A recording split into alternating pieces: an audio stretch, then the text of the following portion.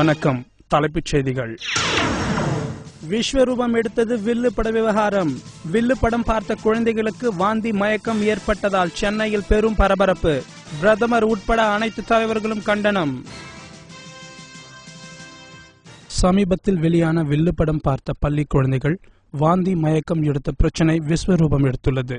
விஜய் படங்களில் நடிக்க தடையும் செய்யப்பட்டுள்ளது. இதை பற்றிய ஒரு ஸ்பெஷல் ரிப்போர்ட்.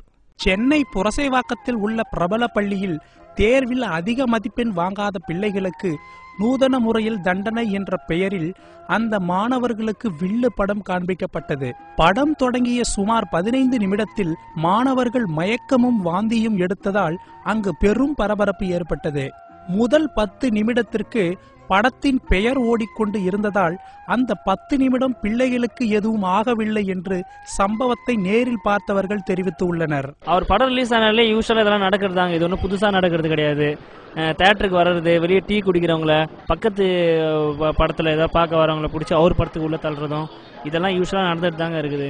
லாஸ்ட் டைம் குருவி படத்துக்கே நாங்கள் போய் எல்லாம் கம்ப்ளைண்ட் கொடுத்தோம். அந்த கம்ப்ளைண்ட் என்ன ஆச்சுன்னு தெரியல. நடுவில் வில்லும் வந்துடுச்சு. இப்போ நெக்ஸ்ட் என்ன படம் வரப்போகுது, என்ன படம் ஷூட்டிங் நடந்துட்டு தெரியல.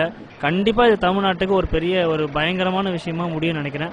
நீங்கள் அதுக்குள்ள ஆக்ஷன் எடுத்தீங்கன்னா நல்லா தான் இருக்கும் சார். தன் படங்கள் ஓடும் தியேட்டருக்கு செல்லும் விஜய் அங்கு படம் பார்ப்பவர்களை மிரட்டுவதும் வாடிக்கையாகிவிட்டது.